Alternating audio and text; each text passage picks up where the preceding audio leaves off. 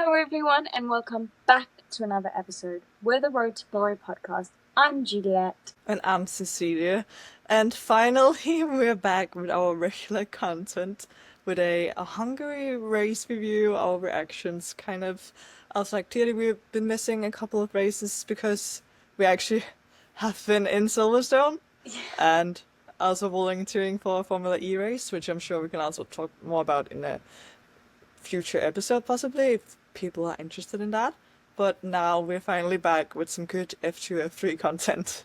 I've honestly missed it. And like when the sessions were on, I was like, oh, I can finally like sit and watch it. Like I kind of forgot just how much I enjoy it. Yes, because honestly, F2 and F3 are such great series. That's also why we recently like made an episode just being about like, you need to watch this if you're not already, because people are missing out if they only watch F1, honestly. It's so good and adds so much to your weekend. And like this past weekend that just happened, Hungary, you could have seen a champion crowned. Yes, very unexpectedly also, because this is literally like the first time in F3 where a champion has been crowned before like the final race weekend, which is insane. I have like no words to talk about it because No. it's just such dominance. Insane. Getting straight into F3, I guess, we can talk about what happened there. Obviously, if people have lived under a rock or something, haven't seen who has won and who have dominated the season completely this year, it's obviously Rafa Camaro we're talking about. But seriously, in his rookie season, this weekend, getting his 5th pole position of the season. Like, and the season is not done yet. Like, we're still at Monza. Like, but the 5th pole position is mad.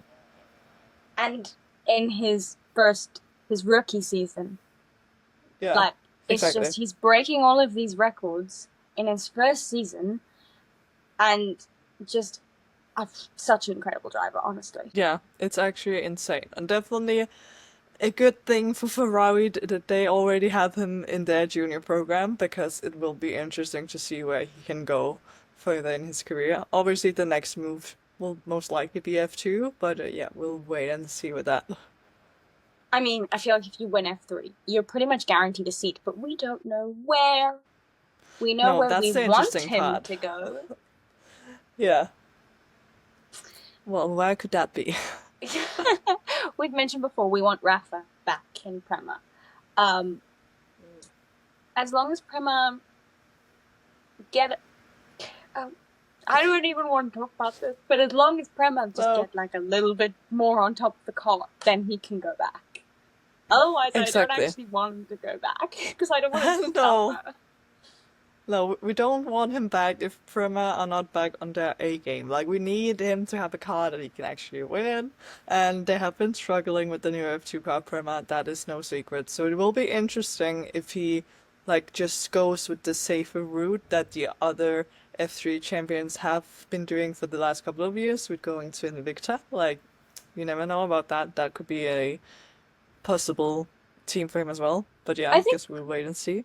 Yeah, I think we can also get an announcement not soon, but like fairly soon, because they usually give announcements quite early for the champion because they've got time. And Rafa even has like a month early for discussions. So I think he's definitely got his pick. Anybody wants him. Exactly. Like, it will literally just come down to whatever team Rafa and his team behind him thinks will be most likely to give him a car he can win with. That will be like, he'll get a seat at that team, whoever that may be. Definitely. But getting into what actually happened during the weekend, very on brand for us, we have to talk about this before getting into the actual action, is that the Prema car, we've lost, not a Prema livery, but like another McLaren livery, and the Prema is gone. We are back to like all carbon black on 2 of the F3 cars. The McLaren F3 livery is apparently cursed. I'm fearful for Martinez. I'm sorry. Because Brando had to have his removed as well, I think because of weight, again. So I'm just really confused why this keeps happening, especially with Prema. and both being McLaren, like the OG Prema livery doesn't do this to us. That's all I'm saying. No, it's super confusing because obviously Noel Leon has been driving with the actual Prema livery all season because he doesn't have an F1 team livery or anything. So that car has way more paint on it than the McLaren livery has. Like, let's be real. So, and they keep his car the normal way. And I was like, this is such a gray area if Prema are just allowed to like completely remove the livery of two of the drivers because like next year we will have like 30 black cars going around. Like, that is not what we want to see. And it is like Brando did perform, like have his best performance this weekend as well. Yeah. So it's obviously the thing is he has not been able to perform to his optimum level because of a weight issue, aka the McLaren livery. And I feel like we need to get to the bottom of this because why is this happening? It should not be happening. Yeah. No, it's definitely an issue that is pretty unusual to see in F3, and hopefully they won't be going all carbon black forever. But yeah, now we only have like one McLaren Junior in F3 where you can actually tell by the livery that they are McLaren Junior because he's not a Prema driver, so they actually have decided to stick with the livery, but easier to tell them apart now, I guess. Exactly. So I think if we're like going back to the beginning of the weekend, even before practice, the big stuff in the air was Rafa can mathematically win if things line up. And I know we've already said that he does win, but just going back. But you know who had a really, really bad practice? Championship rival Nicholas Olof. He had car issues and like had to stop on the track. Caused yellow flag, and it was just, I can't imagine being in that position for him, like, because you really don't want to start your weekend out where you're fighting for the championship in practice having car issues. It's literally the worst possible scenario you can have, like when you know that the person that leads the championship has a sizable advantage in points. Like, you know, you need every single minute you can get on track to be prepared for qualifying. And Nicola Solo really didn't get that. He didn't get a clean start, and I'm sure that was also like part of what affected his poor qualifying, which we will also get into. Yeah, I agree with you. Yeah, because moving onto qualifying, like that was so stressful for like everyone because obviously we have said Rafa does take pole position, but oh my god, the panic he was in, the panic he got us in, with like him saying the car was awful, I feel like, and he sounded so panicked on the radio, getting his first time deleted because of track limits. It was all over the place. Oh my goodness. And like I've actually never heard him so stressed over the radio. No. Like he's usually very, very calm. And he was so stressed over the radio, which made me very stressed. Yeah, because it definitely felt like him knowing that this weekend I can wrap up the championship. Like that, it felt like it got to him, which I didn't expect because he obviously still had a comfortable lead. But it was very much like, this has to be done. Also, like it when he already has had 4 pole positions before this weekend, I'm sure like there is an expectation from himself that now he has done it so many times. Like let's just get this done now. And you could definitely tell that was playing with him a little, I think. Definitely. I think he got a little bit into his own head, at least in the first part of qualifying. Out of not nowhere, because it's Rafa, but you know what? He brought it back, and he still landed up getting pole. So it was like all for nothing, but... Yeah, he just wanted us all to get panicked and stressed during the qualifying. It's all fine. But obviously the qualifying was super close as well. Like, ridiculously close. All the way, like, to pretty much the top 12 was, like, insane, I feel like, with the gaps between the drivers.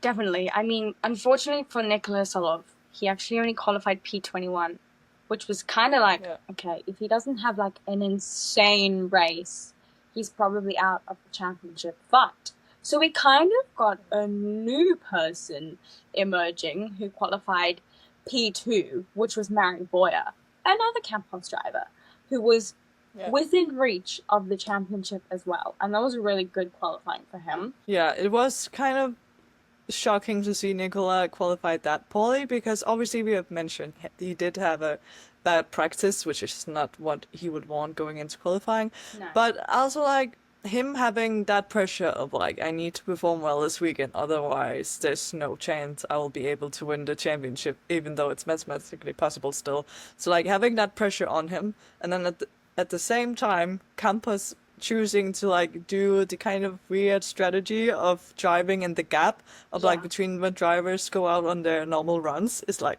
interesting choice, which obviously worked out for Boyer, but unfortunately didn't work out as well for Nicolas. So yeah, I also feel like another person who was in the talks of winning the championship, Tim Tramnitz, had an awful qualifying as well. He qualified P17. Yeah.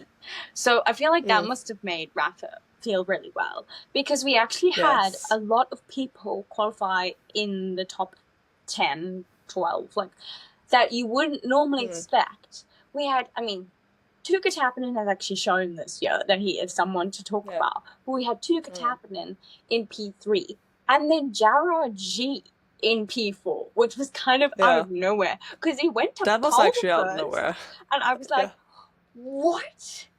Kind of insane. He did perform really well in GB3 last year at the race, so I think, but it was just like so out of the blue, I felt. Yeah. No, definitely. Like, it seemed like maybe he's just one of the drivers that, like, have one specific track that's just, like, their track, and this could be it. Yeah. And honestly, in the race, he was running very well until everything fell apart, but we'll also get to that when we come to the feature race. So, but yeah, honestly, it was so close. Some of the drivers you would usually expect to be in the top 12 weren't. Obviously, we've mentioned Nikola Solov and Tim Tramnitz. Also, Noah Stromstead just missing out in P14. Oh, that made me so sad because, like, beginning of qualifying, he looked on it and, like, just didn't. Yeah, like, he was at the top of qualifying in the beginning, and then, like, it just didn't come together for him on his second run. And, like, at any other track, I feel confident that he would have been in top 12, but because it was so close, he was just outside of it. Yeah. You know what? I'll say this once, and I'll say it again. Theophile Nile is somebody to watch out for. Qualifying in P5, really, like, I think he's one of the rookies, and let's ignore Kamara, because he's out of the realm of this conversation. But he's one of the rookies that have really, really been impressing me. And then, as we said, we also had Brando Badua, who qualified P8, which was just a great. And Prema, honestly, with Ugo in P7 as well, like, as we said, this McLaren livery was cursed.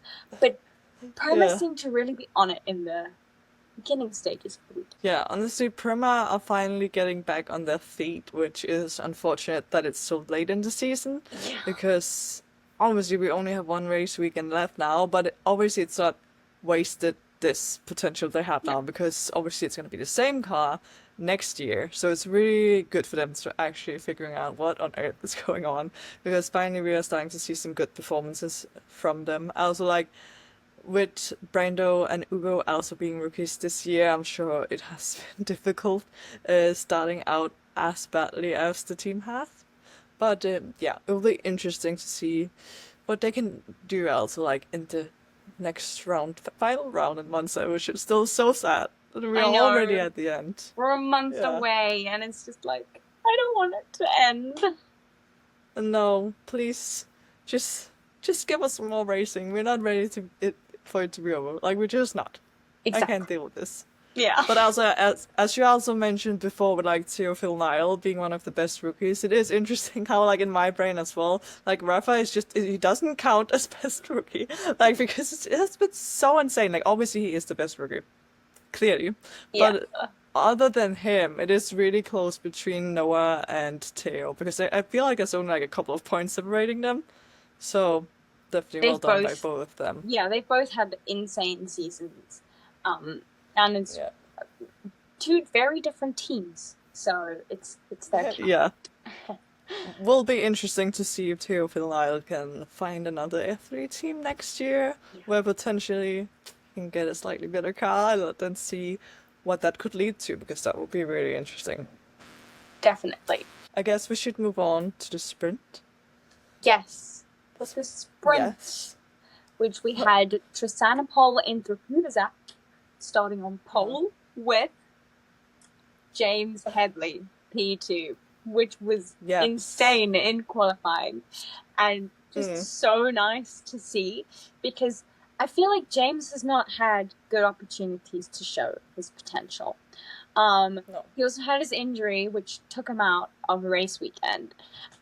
So I'm just really glad to see him performing really, really well. Yeah, agreed. We honestly, when I realized that he would be starting P2 for the sprint, I got so excited.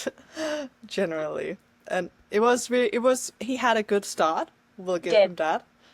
Honestly, overall he did have a good race. It's just unfortunate that he kind of faded away throughout the sprint. Yeah. So he didn't end up on the podium.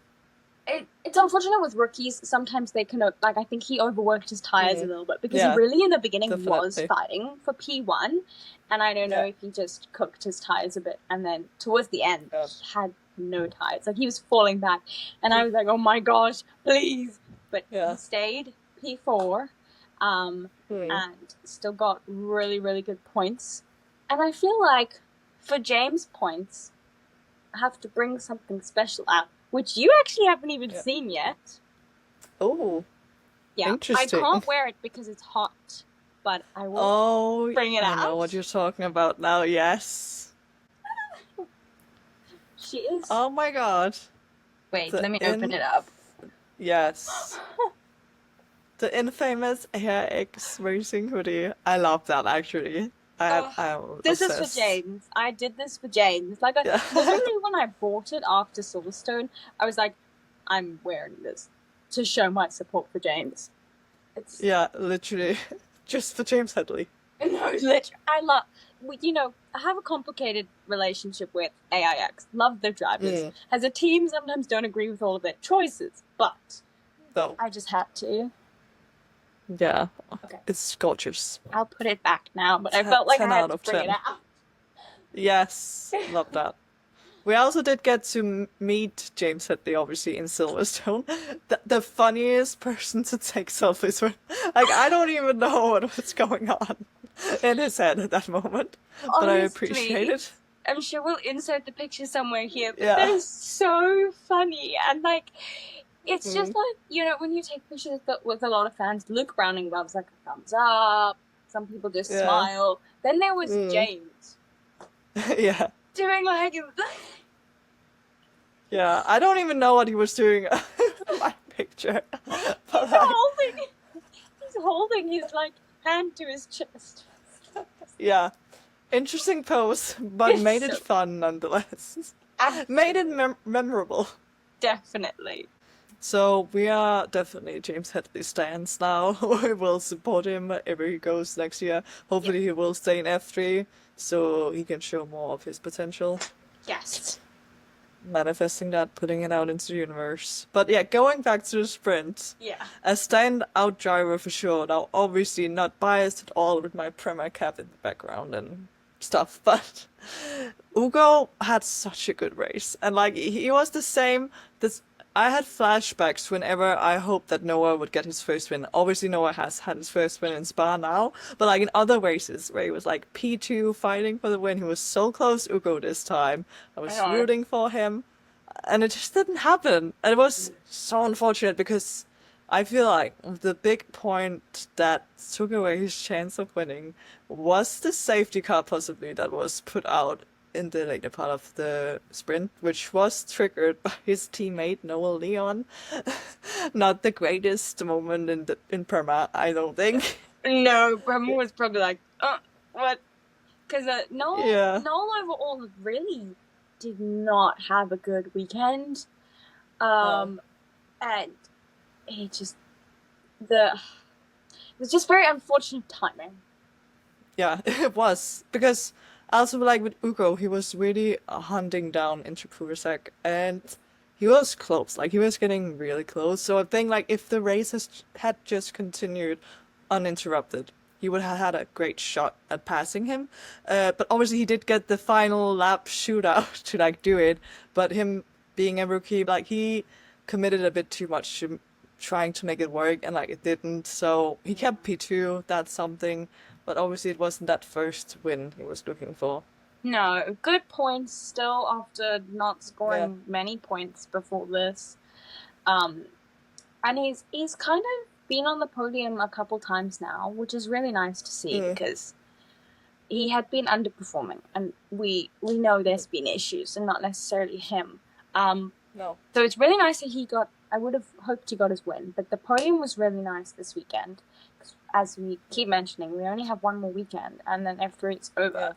And sadly. I can't see him moving up. I just don't think he's had the time to show his performance, and I think another season in F3 will be good for him.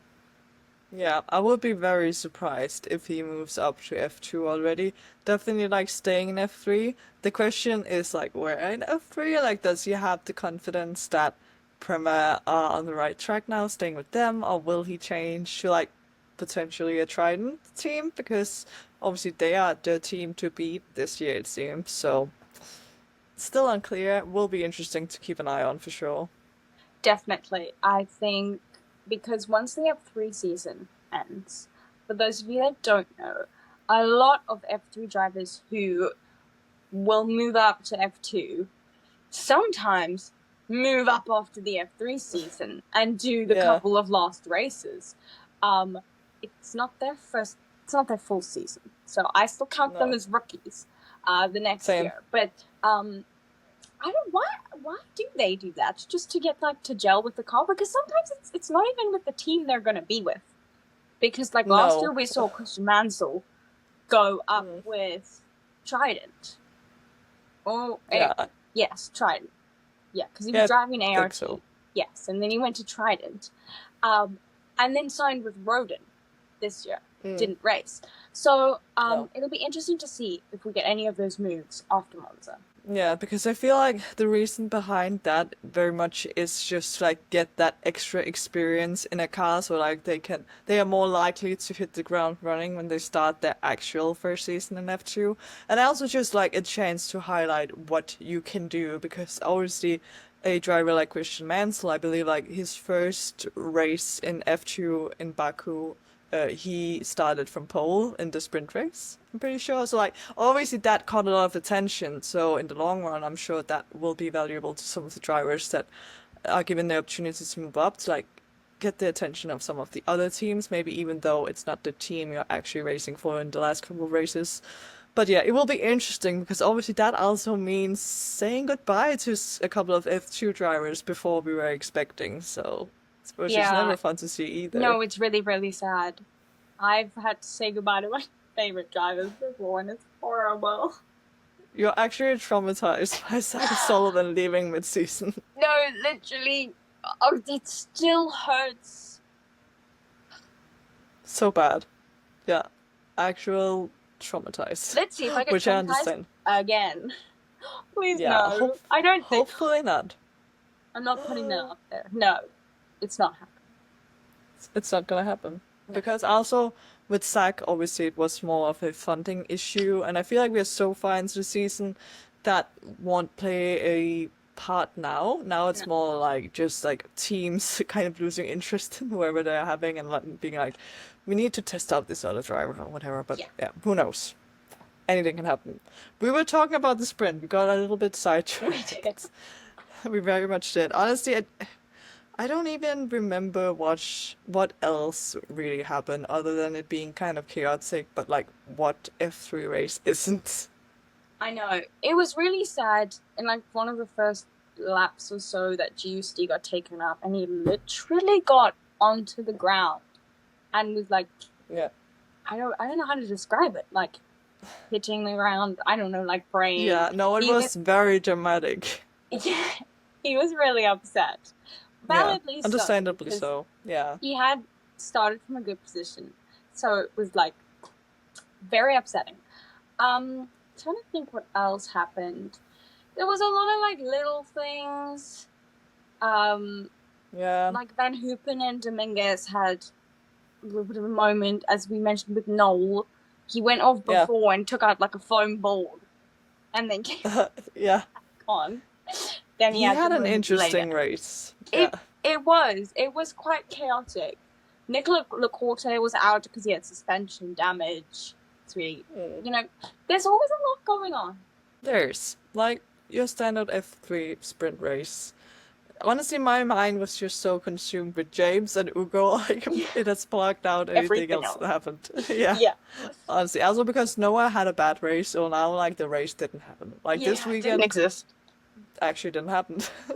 Honestly, also like it was insane seeing the graphics that F3 made before the weekend of like saying what will happen, then Rafa will be champion. And I had completely missed that apparently Noah was mathematically still in the championship going into the weekend as well.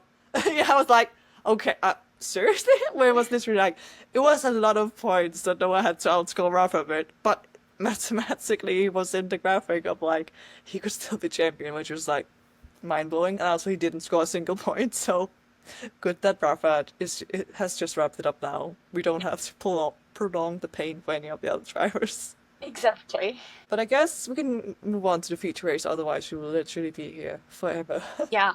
We can move on to a very wet feature race. Yes. Which started behind the safety car with a rolling start, which always is different. With a rolling start, you can't, because obviously you don't line up on the grid.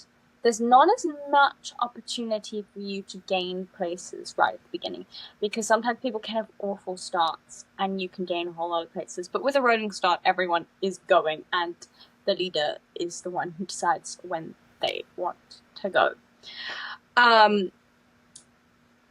It was very unfortunate for Bruno because he spun, and then it's wet because he was kind of touched by Callum, and it was Callum's fault because he got a 5-second penalty for that, and then obviously brought out a yellow flag. And in the race, wet race, you see a lot of yellow flags.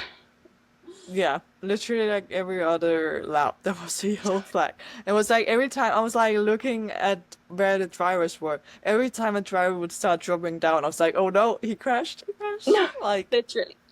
Yes. And then if we go back to the championship fight, Tim Tramnitz had an awful race. He spun, and it was like, okay, he's most likely out of the championship fight now. For good. Like, we kept getting people off the list, like, no, not possible anymore. No, not possible. Crossing them off one by one. Rafa had such a good beginning of this race.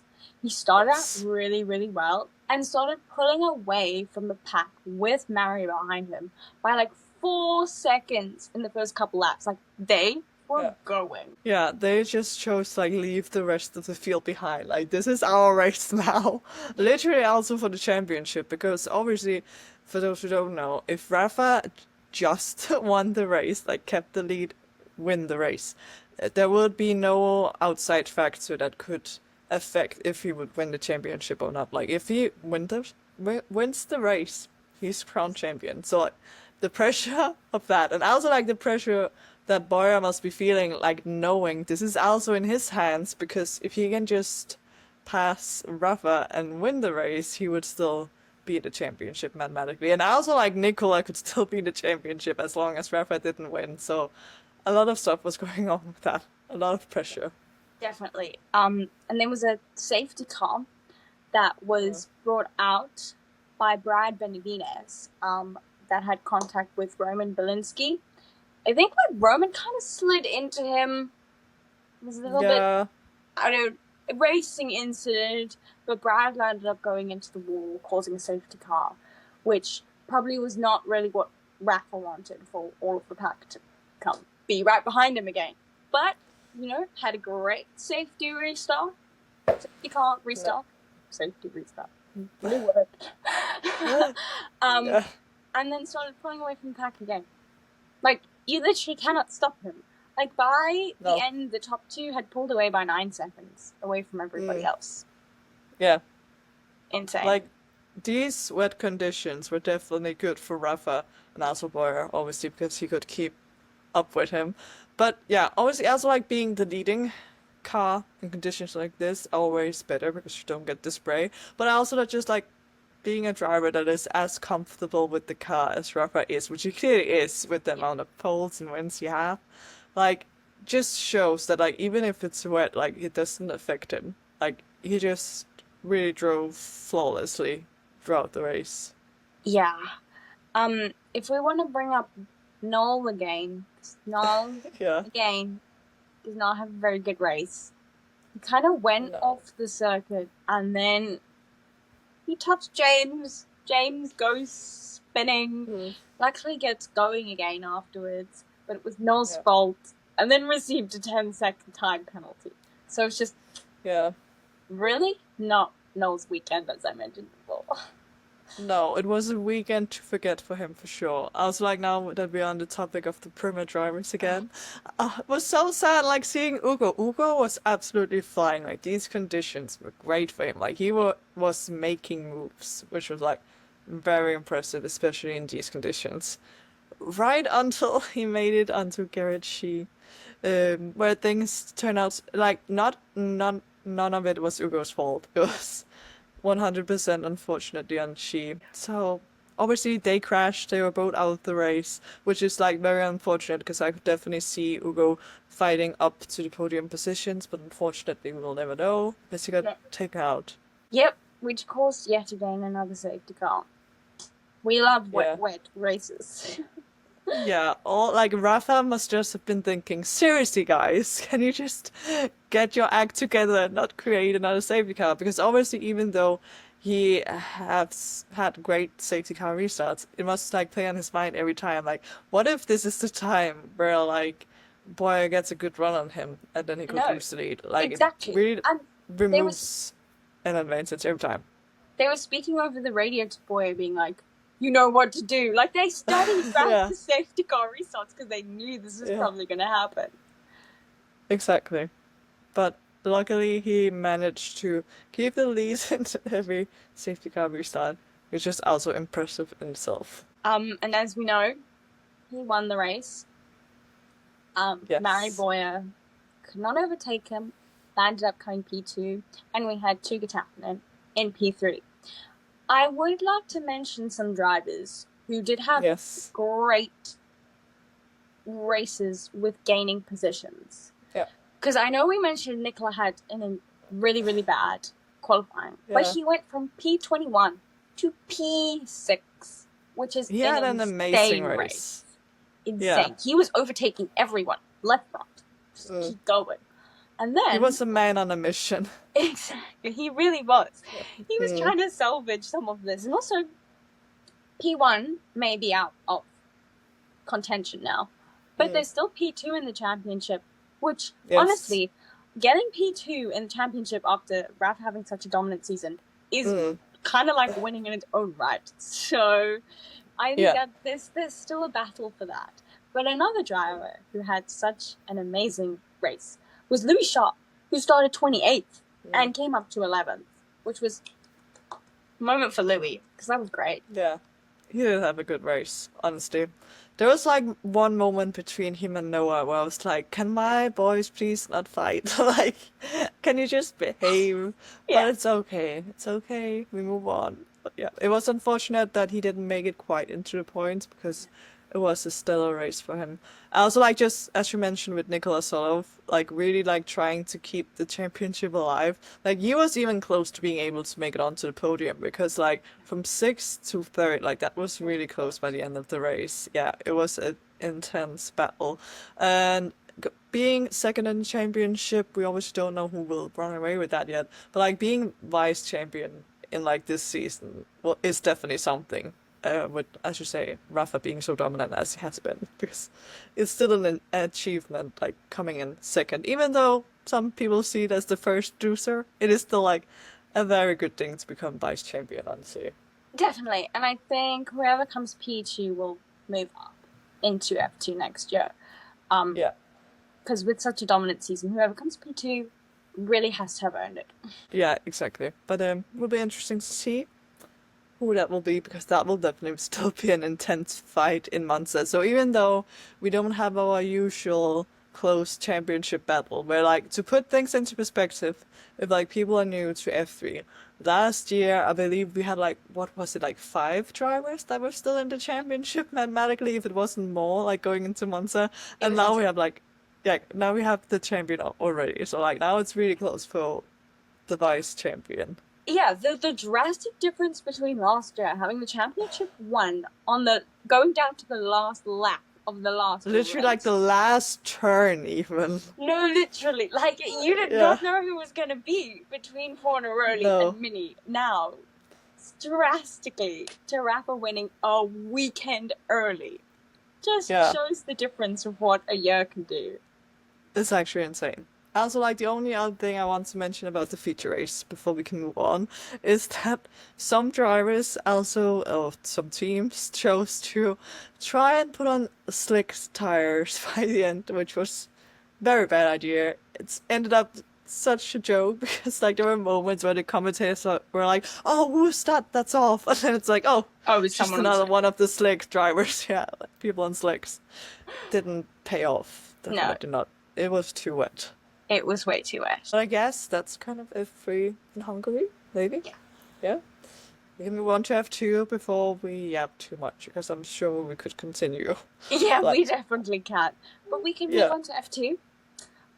Yes. Where we had a red flag in practice with Rutama Miata having an issue and stopping on track, which is never what you want to see in practice. No. Because this F2 and F3, they are one practice. And sometimes it's drivers that haven't been at that circuit many times.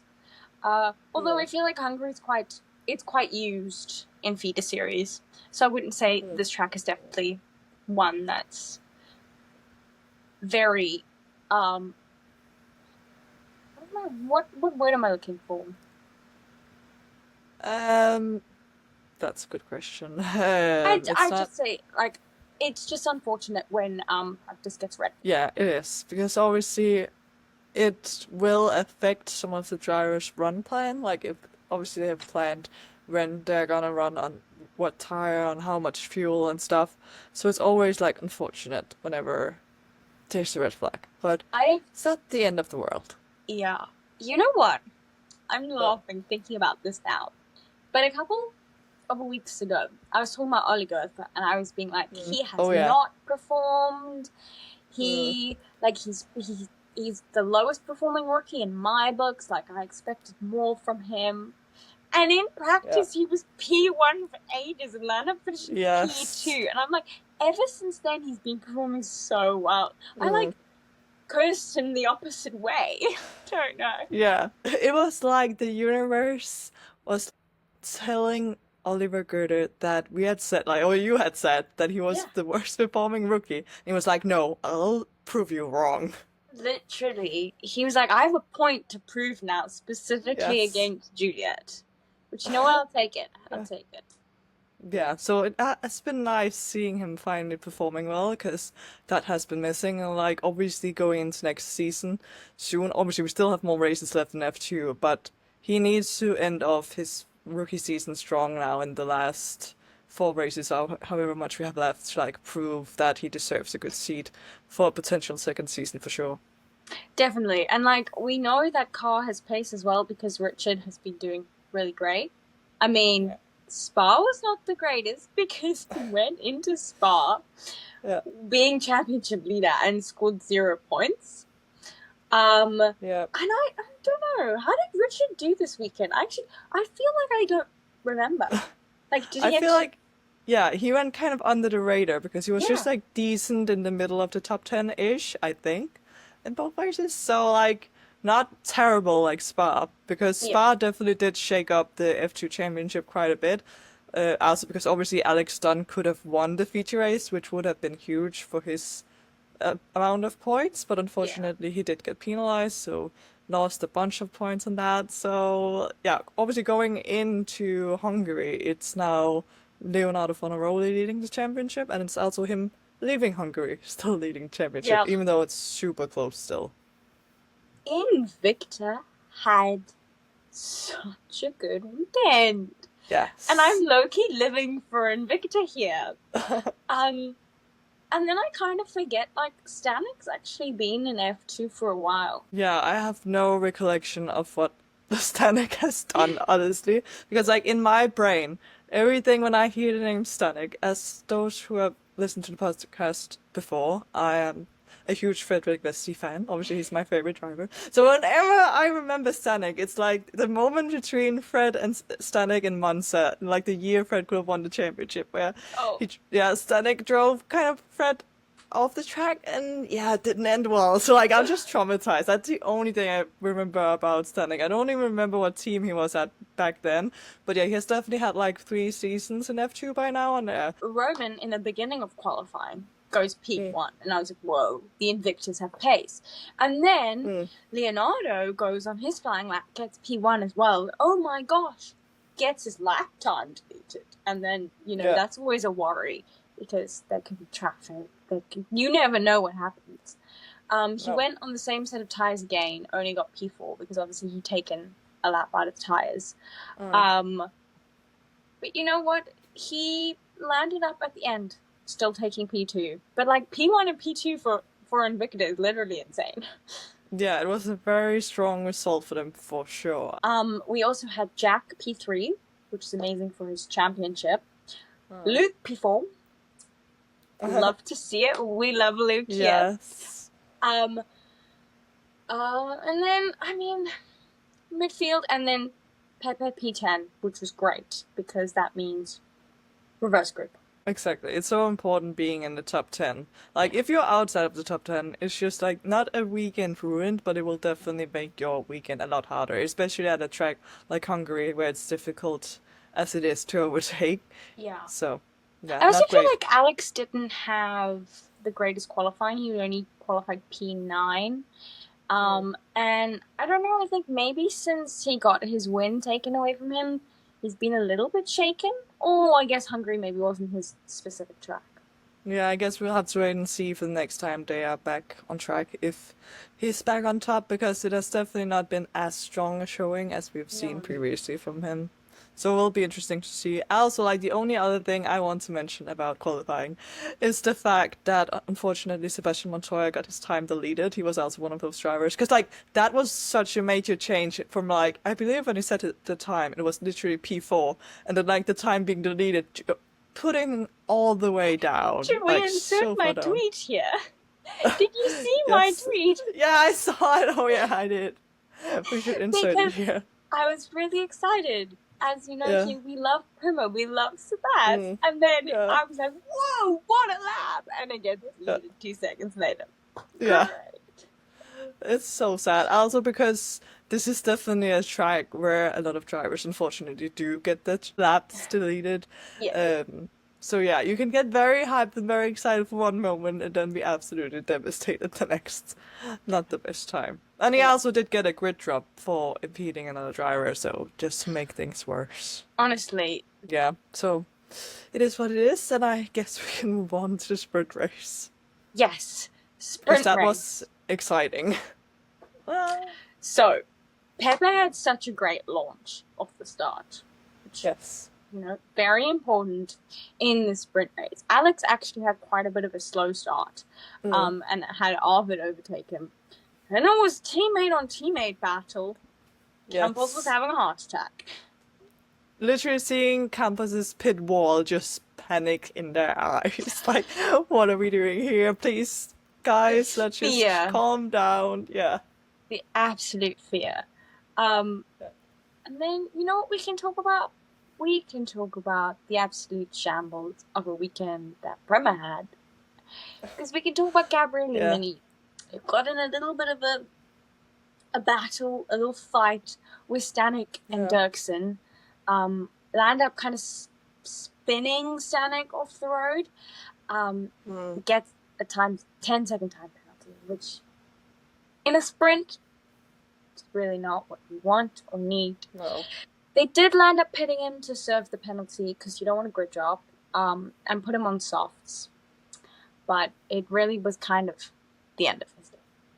It is just a race ruined from there when you get such a big penalty. And like also unfortunately it was deserved. Like he did run straight into the back of Stunning unfortunately, and it's just like another bad race for Mini. Like he's just like on a run of bad races and he can't get out of it now. Like it's terrible. And that's not where Prema's sadness ends. No, of course because it Sebastian Montoya driving along, minding his own business, suddenly no power.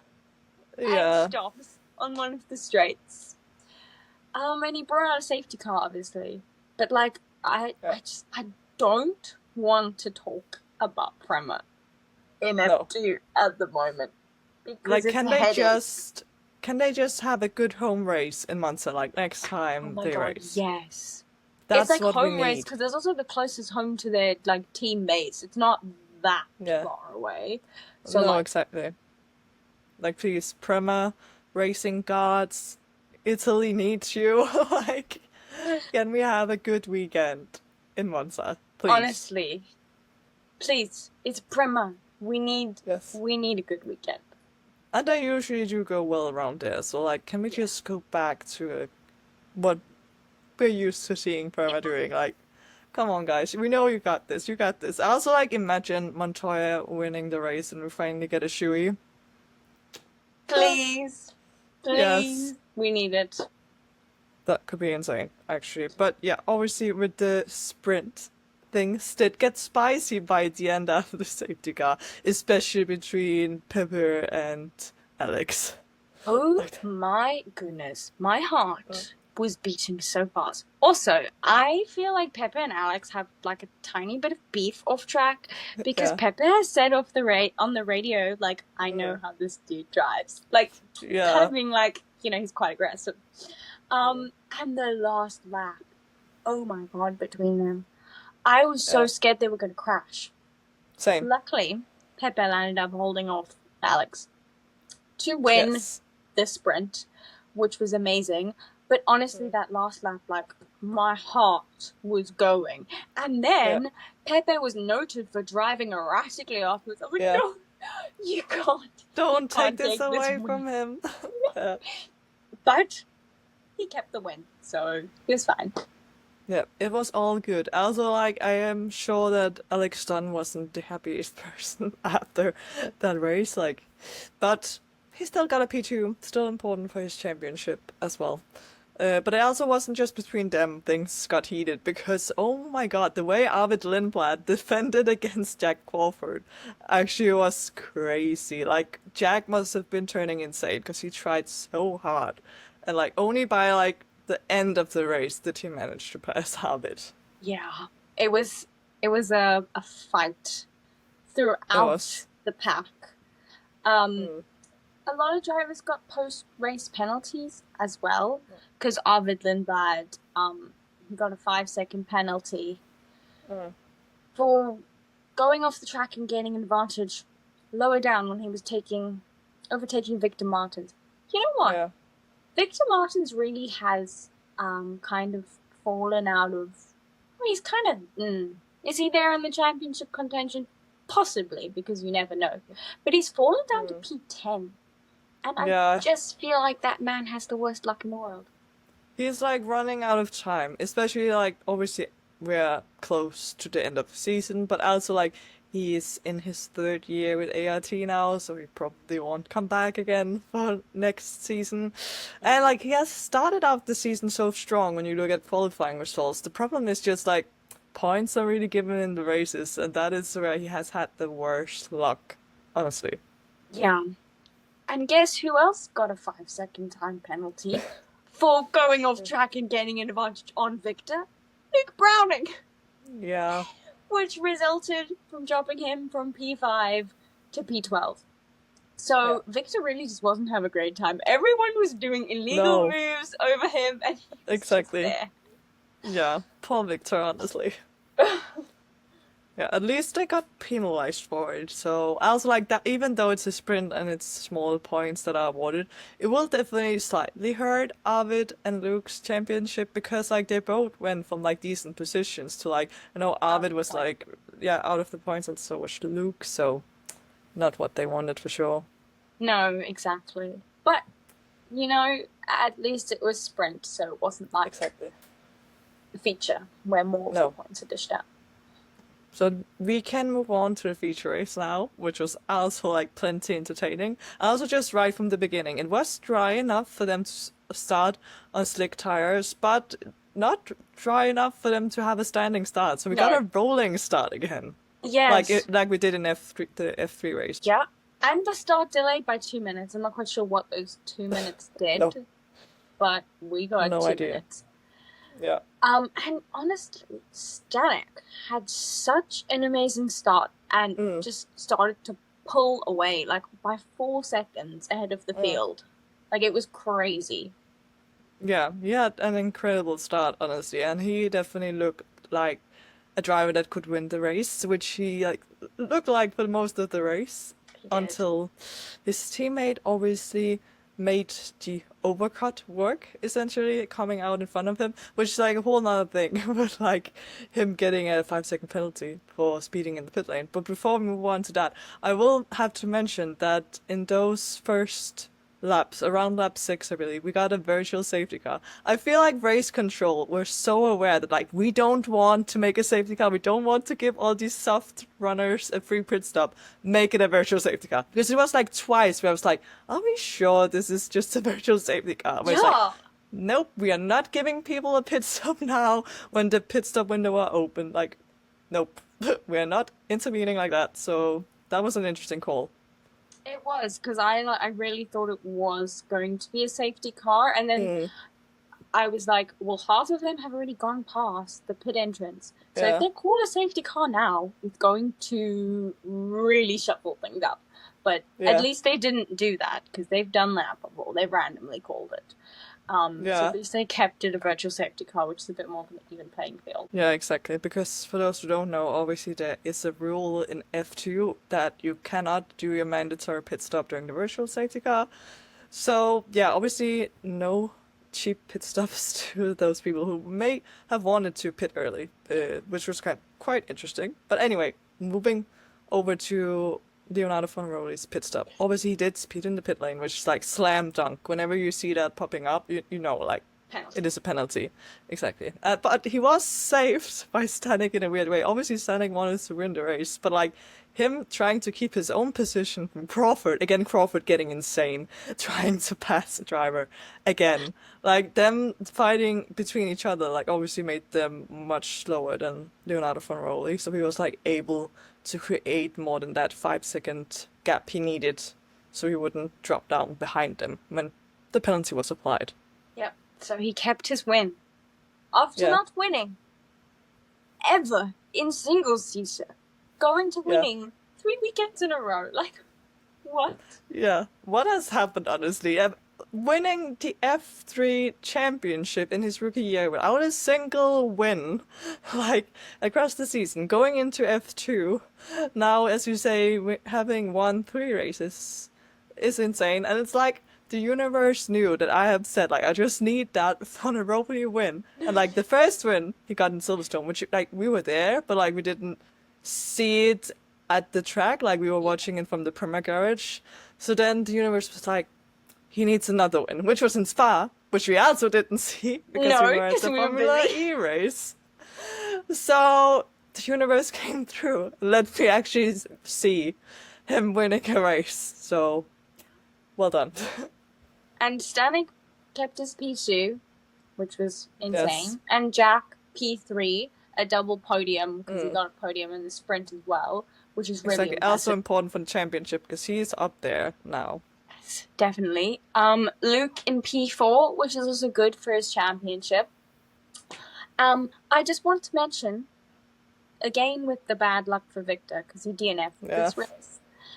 Because he was having issues and he kept like dropping down through the field. And I was like, you know, these people would not just be normally easily overtaking Victor. No. And then on lap 10, he stopped in the middle of the road, and that's when one of the safety cars were called. But just such bad luck again. Oh my gosh. Yeah, it's insane. I also like talking about luck. This is a thing we haven't, I don't think we have done it that recently, but like the luckometer, obviously. That is something I was thinking about during the race because imagine, like, Fornaroli had that 5 second penalty. And obviously he deserved to win the race because he was able to drive fast to like create that gap. But at the same time, I kept thinking like, guys behind him, like please don't create a safety car because imagine how different the race could have turned Bunches of out. Yeah, if there had been a safety car at one of the final laps, and then he would have dropped out of the points basically. And like pretty that's much. just crazy how like lucky or unlucky you can be. Him definitely being on the lucky side because like he could have driven this amazing race, and then just All for everything nothing. being taken away from him. Yeah, if there had been a safety car. Yeah, literally. Yeah, that just like doesn't make sense in my brain. Like imagining an alternative future where it could have been like just safety car by the end. We're sorry, you're dropping out of the top 10, no points. Yeah. But luckily that didn't happen. Obviously. I think we kind of covered pretty much everything. Yeah, we have been talking too long anyway. We have like we need people to go now. Like Yeah. Sorry. we won't keep you any longer. But before we end this episode, sometimes we do mention a little bit of feeder series news, and there is one thing we definitely have to mention, and that is the fact that Alba Larsen will be a part of the Ferrari Junior Academy thing next year, which I predicted like ages ago, honestly. So this is an announcement for the academy. Do you think she'll get the seat as well? I am very confident that she'll be the driver to drive for Ferrari in F1 Academy because I was so sure for so long that she will be the one to drive for Ferrari, and I feel like it would be weird announcing that she'll be part of the Ferrari Academy next year now without like actually it being the Ferrari back The driver in seat. F1 Academy. Yeah. Yeah. Like it would be weird if it was just like Puma or Tommy Hilfiger or something she would continue Yeah. with. I guess we'll have to keep our eyes out and see. Because it is quite early. That's why I was like, whoa. Yeah. But it's not a seat. It's just a driver academy. It's just where she's going to be. Yeah. So, yeah, keep your eyes peeled for all of the news. Because honestly, now with like a little bit of a break in the world of motorsports, at least. Yes. In the world that we kind of watch. There's always news popping up. Make sure to follow us on our socials. They'll be linked down below wherever you're watching this. We have great content on Instagram, on TikTok, on Twitter. Follow us everywhere. And yeah, come back next week for another episode. We will be uploading more regularly now. Yeah, even though F2 and F3 and F1 Academy are on summer break, we are not on a break. We'll make sure to give you the content. And also, obviously make sure, as you said, to follow us on our other platforms because I will be hunting down that clip of me months ago saying that Alba will be driving for Ferrari next year. You Because, know. like, exactly. And I did say like you heard it here first. So Yeah. that was actually true. Exactly. So yeah, I'll be finding that clip and then you can see it yourself if you haven't already. Yeah. So thank you everybody for watching and we'll see you next time. Bye. Bye.